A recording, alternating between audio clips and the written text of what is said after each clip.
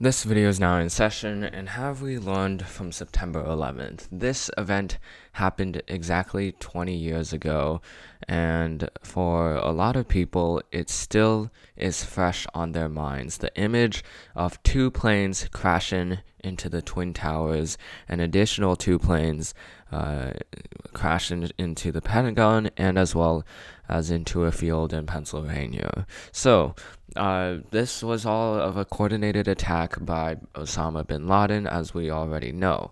But the aftermath of 9/11 paints a darker reality for the United States.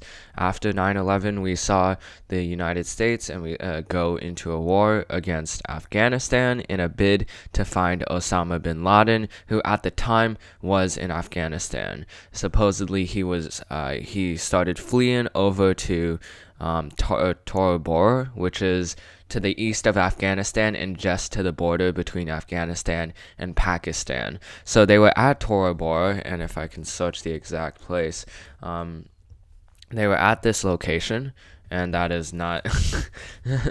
uh, and the United States found Tora Bora, which is the location where Osama bin Laden was at. But he fled. He was able to flee because there weren't enough troops there, and he fled over the lines to Pakistan. So for George Bush, that was a major setback because it's a lot harder for them to get Osama bin Laden from Pakistan, who is relatively neutral to the United States. Even after the United States started going against the Taliban in Afghanistan, because they found in their time in Afghanistan that not only was Al-Qaeda very repressive, but also the government of Afghanistan was very repressive and was essentially elevating the existence of Al-Qaeda. So that is why George Bush started going against the Taliban. But because he didn't really have much success with Osama bin Laden, he focused his attention on somewhere else, somewhere where they could receive somewhere where they could get a victory. So they focused on Iraq with Saddam Hussein, who at the time was the president of Iraq, and Bush started accusing him of having weapons of mass destruction. He was a dictator that supposedly had nuclear weapons being developed in real time. So it took a lot of convincing, but in the end, Americans were convinced enough that Saddam Hussein had weapons of mass destruction, so the United States entered war against Iraq. But when they entered Iraq, they didn't find any weapons of mass destruction, and they drove out the Hussein government. So that led to chaos in Iraq because the United States essentially was open a power hole for someone to fill, and as a result, everyone wanted to fill that, and there started to rise lawlessness in Iraq. The United States failed to do anything about it to make a government, to have a functioning democracy in the same way that they were able to make Japan in World War II, and Iraq is still in chaos today.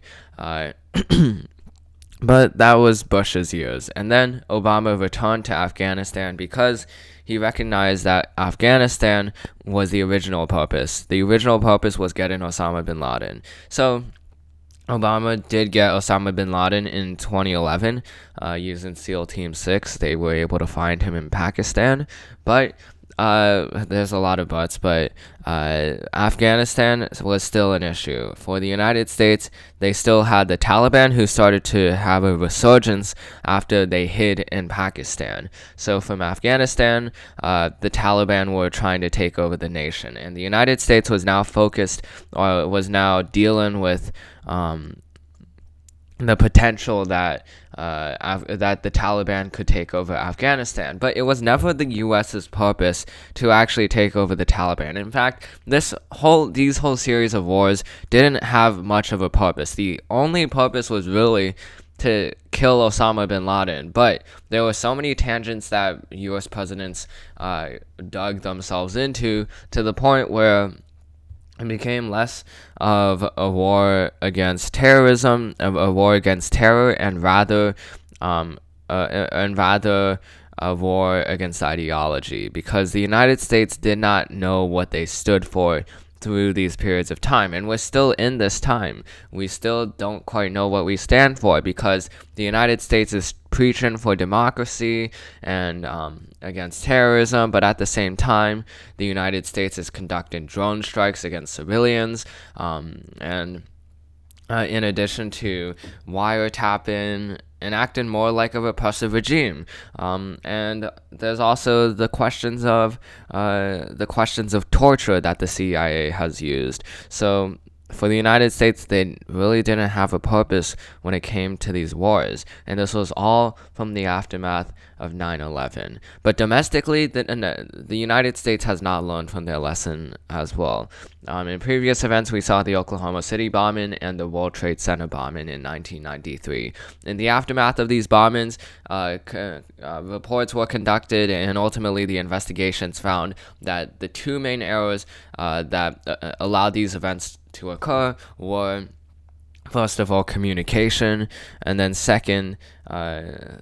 first communication, and then second, counterterrorism operations. So first is communication, making sure that everyone gets all the information that they need, and that connects not just to the FBI and the CIA when they're gathering intelligence, but it also relates to responses to these bombings, how to get a coordinated response to get everyone out of the blast site. So those were that's the first element. The second element of counterterrorism, it involves being able to act on suspicious activity sooner.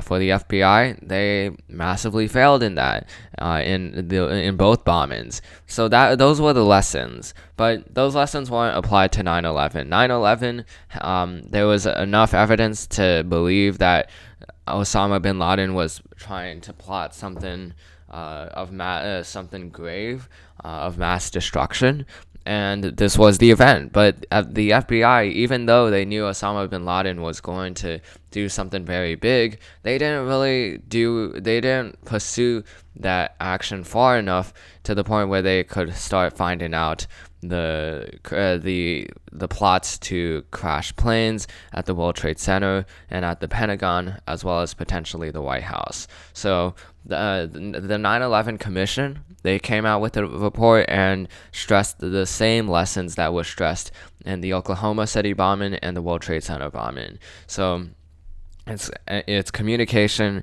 and intelligence / counterterrorism. But we still have not learned from those mistakes, with January 6th happening right in our doorsteps. This was an event that could have easily been stopped by the FBI. Social media posts were riddled with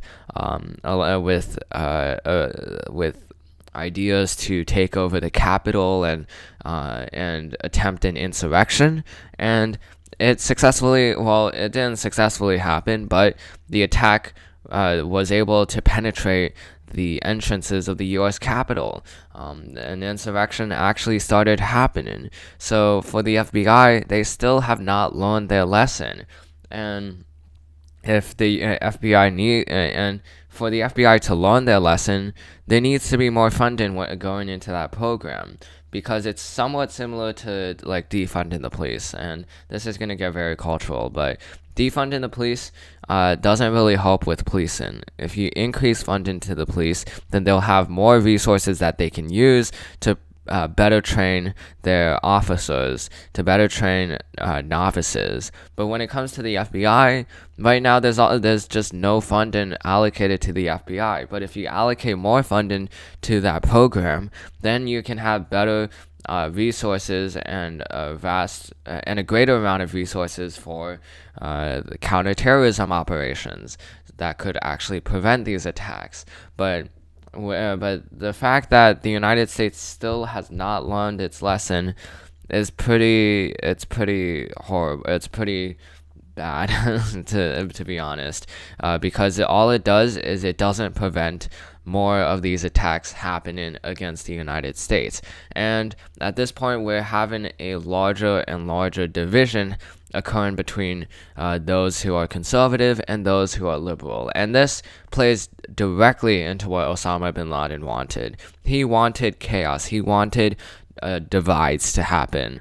If we look at Iraq, there's a divide between Sunni and Shia Muslims, and that is mainly because of Osama bin Laden. He was the main reason why there's such a division right now in Iraq between those two groups of Muslims. It's because he promulgated those divisions.